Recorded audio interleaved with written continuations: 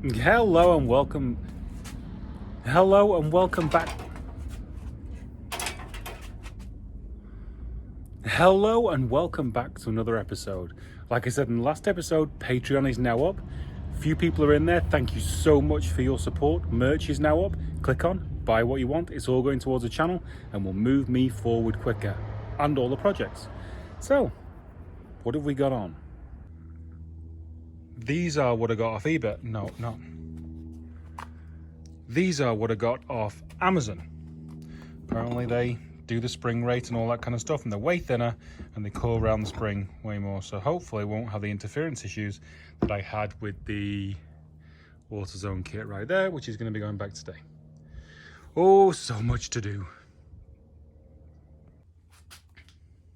Like getting the wheel centers on the fenders a few episodes ago, I'm going to drop a plumb bob to give me just a general line from the edge of the, Beetle pan down to the BMW floor, because then I can look inward of that marked plumb bob line and see if I can find a seam that I can work to, which is going to give me a nice flat, strong thing to weld to.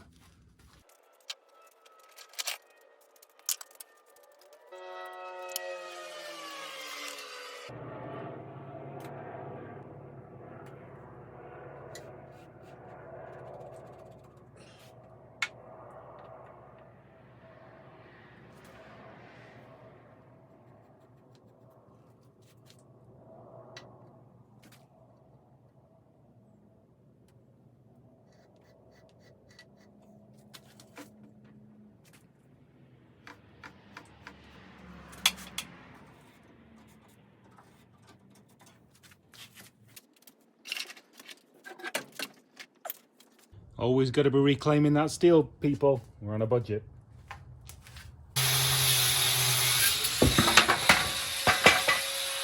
Super general, but that kind of gives you, the general idea of the cut lines, which aren't completely even on both sides.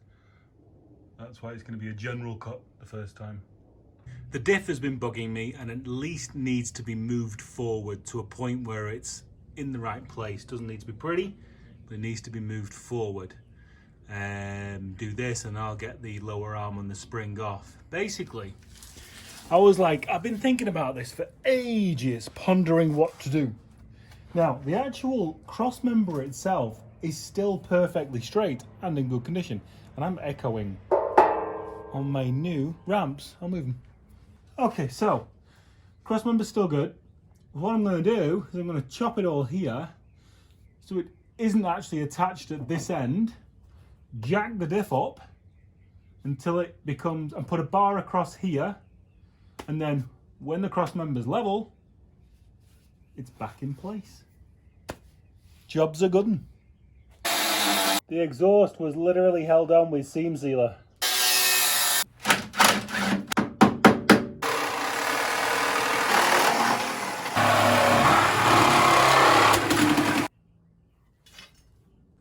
Now, obviously, this is a complete mess.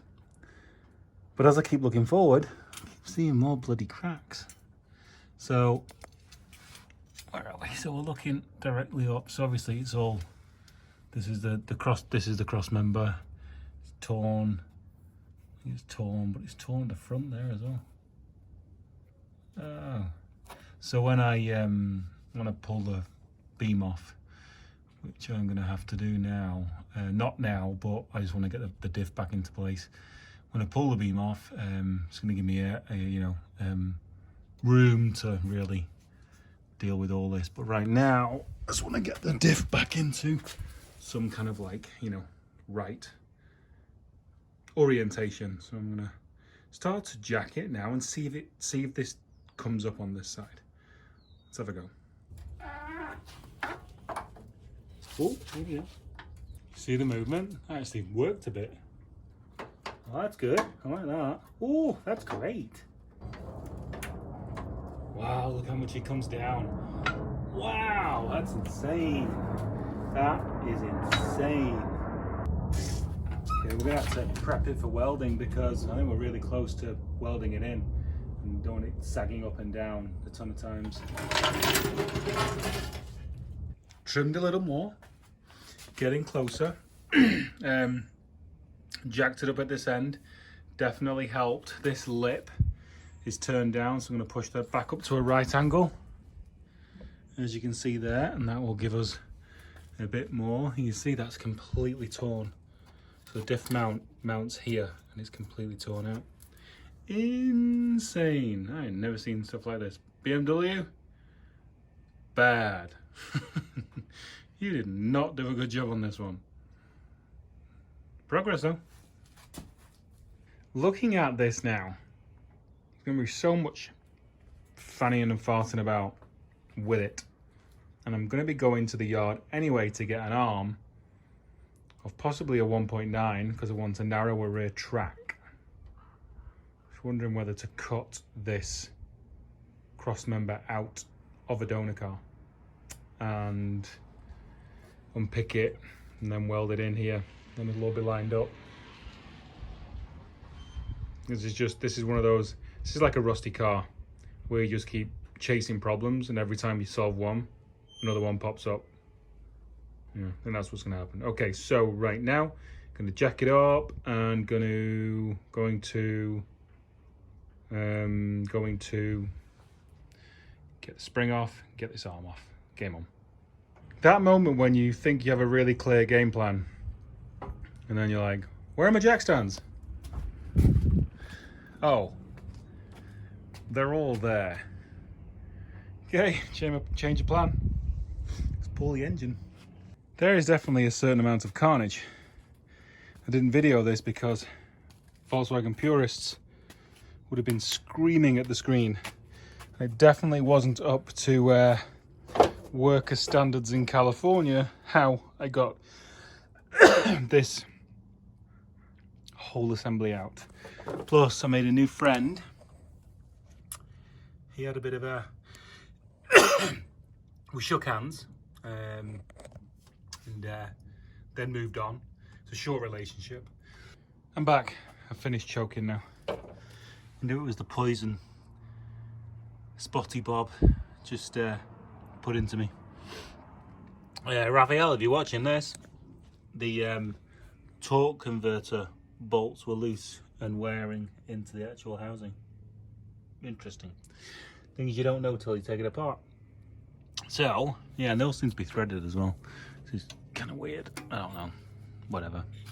Cut it off or whatever. Don't know. Okay, right. I'll probably see if I can separate the transmission off this, and I'll make it a little bit lighter to move it out of the way.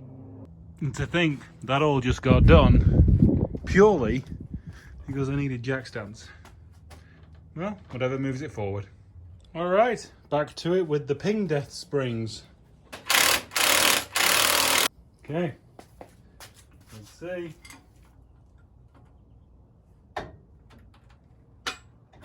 Okay, that was very uneventful. Well, I'm glad I bought it because getting the spring out without that compressor would have been a lot harder. Knowing my patience, I'd have broken something. So the gap between the two jaws, this is for my reference and my reference alone, is 2 inches. So I'll tighten it to 2 inches and then I can get it in. I was going to head out and get some more cutting blades, but I think this is mainly going to be cutting discs.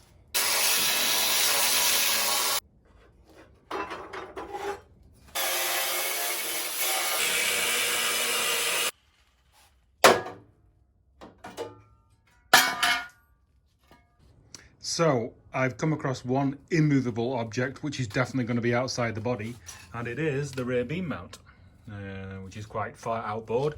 Now there's a gentleman on Instagram, I think it's Mechanic 40 or the Mechanic 40, he's put a bug on an E30, a shortened E36 with an RB25 engine, and I remember in his quarter he has a hump coming out, and I'm pretty sure it's to cover that.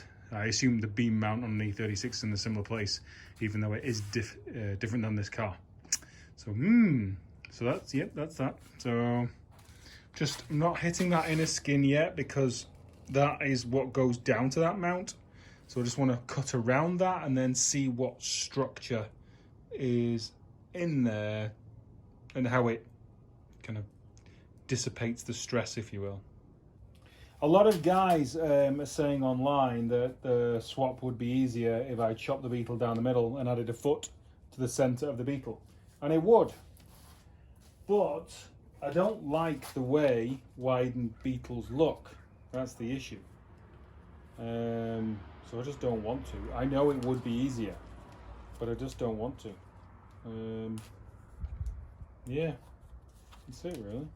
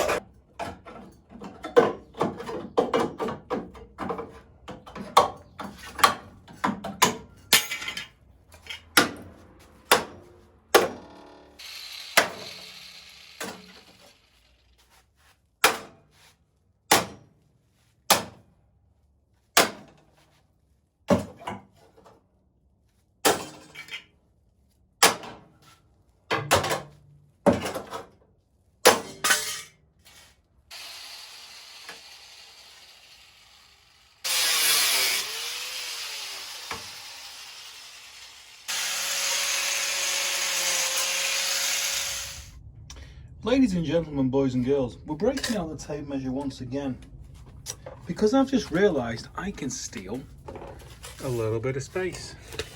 Now, I don't need heater channels. I don't need that. I don't need this bow. Now, a lot of you are going to be saying, but it's all the strength. But I'm going to be tying it in with the BMW, which is going to give it strength. So if I follow this line here, that trim line, I can flat plate it straight down and gain myself like, Jesus, 2.5 inches per side. And square edge that A-pillar as well, take it up. That's going to gain me a ton of room as well. That's like 5 inches of width. That's insane. Take this out, don't need that. You know? And keep it, go straight down from that point, straight down. Literally, it's going to give me 5 inches overall width. That is huge, huge. One thing I did not realize is the floor to scuttle panel height in the BMW is 26.5 inches. I don't know why I thought the Beetle was a much taller vehicle. This is very interesting. So all this has got to come out. That definitely ain't staying. So look, 26.5 inches, that's where it is. Floor, and in the BMW, on the floor to the scuttle, 26.5 inches. How interesting. How very interesting. Well, unfortunately, the dirt on my top lip makes me look like a very unpopular famous person. But apart from that, it's been a frightfully successful, exciting day filled with new discoveries. On to tomorrow. One very logical thing that Volvo Yoda asked me last night was, have you taken any measurements off the arm that you think is bent and compared it to the good arm? I was like, no. No, I haven't. Guess I should. And we have confirmation it's the arm. From that point to that point on the good arm is 14 inches. On this arm, it's 13.25 inches. There you go. That'll make a huge difference. So we're about to embark on the thinning. You know what? I've just been to Harbour Freight and I forgot to get gloves. It's what too much aluminum dust being breathed in causes. Anyway, I love some good nails and wood screws and kinks. Jesus, in the heater channel. So yeah, so we're gonna thin it down, thin the A-pillar, probably chop more of that out, and then that will be the body prepped for first drop. Gonna try and buy myself some more room with this as well. So I'm using this like trim holder here as a cut line. So the extension of that on the A-pillar is going straight up. So what I'm going to do while I've got the strengthening bar in, I'll probably cut it there down to that line and then fill that in with flat plate. I was going to run to the metal place first thing this morning, but I wanted to... Oh, what's that? I wanted to cut this open to measure it, because I thought if I can fill it with box section, then it's better, it'll be stronger. So we'll see.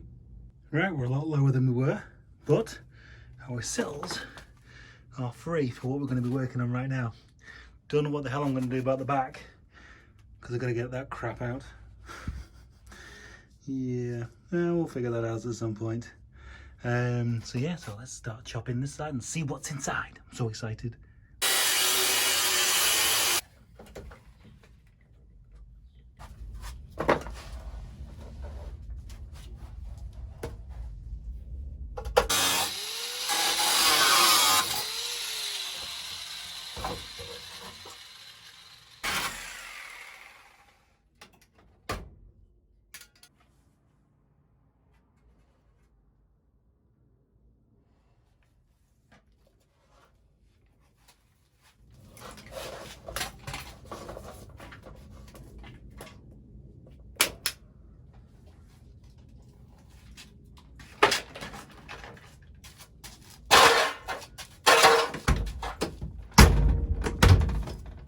There we go. That's what the inside of a heater channel looks like, with no heater channel in it. So the reason why I didn't just buy some 14 gauge to patch this over is I want to see if I can put some box section in there to strengthen it up. So that is going to be the next thing. There is nothing better from coming back from buying steel and coming home to a new pair of gloves. Who dropped them off? Who did it? I know of a few people. Okay, I'm going to send some text now. To whoever it was, thank you. I really appreciate it. So, not clickbait. I actually thought I'd ruined this shell because it went out of square. Christ. The driver's door gradually started to like sag, and the top of the door touching the B-pillar. Oh, and I was like welding bars and jacking it in points, and nothing was working. It was getting worse.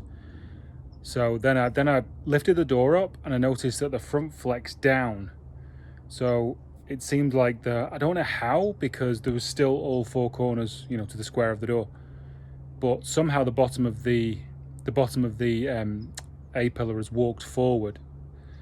So we have a ratchet strap in, and it's back square. Let me show you. So that ratchet strap right there has pulled the door opening back into square, and this door luckily is fine. Ooh, that was definitely a bit of a panic moment. Okay, so that's real thick box section in there, so I'm going to clamp that in, get it welded, so that should help. Yeah, that back corner. God, I am like just... God, I feel petrified right now. Right, I am of a little saner mind right now, or more sane mind. Don't know what it is. So if anybody's ever doing this again, 1 3/4 inch box section slides straight in. Had to trim the front there because there's some reinforcement that you can see that lip starting going forward. Had to trim a bit off the back corner for that. That goes exactly to a kink, which then goes back. But yeah, so that's gonna be way stronger than the heater channel over there, because it's about 4 times as thick. Right, let's put some strength back in this old girl. Jesus.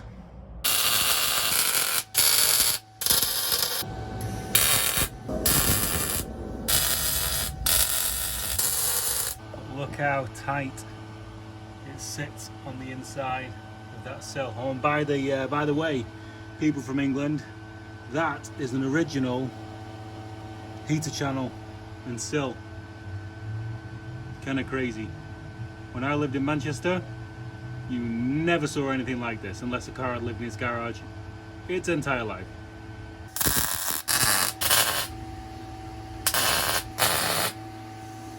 Oh man. Oh. If anything moved, it'll be called the general bug. I will weld the doors closed and get in through the windows. I'm not gonna lie, it's definitely been nice to actually construct and fabricate something. Some of the welds came out really nice, if you can see in there. So yeah, came out pretty nice. Needed to do a closing panel for that. Still gonna say the frame, the body square right now, and I'm gonna see the line that goes there. That's gonna be the first part of the flattened area, and then I still need to do that. I like to do it tonight, but all depends how mad neighbours get. That's the only thing.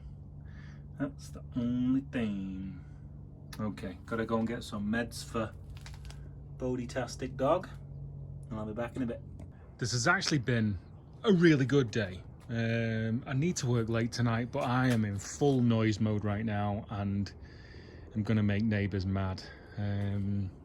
So it's been a great day on the fabrication front and strengthening of this body, which I'm very, very happy about. I'm very happy putting some heavy metal in the sills. So yeah, chopping up the Z3 is still going on, blah blah blah. We're going to be doing closing panels and, you know, the rest of that later on. I'm going to call it on this episode here. Don't forget, like and subscribe, Patreon and merch. All right, guys, see you later.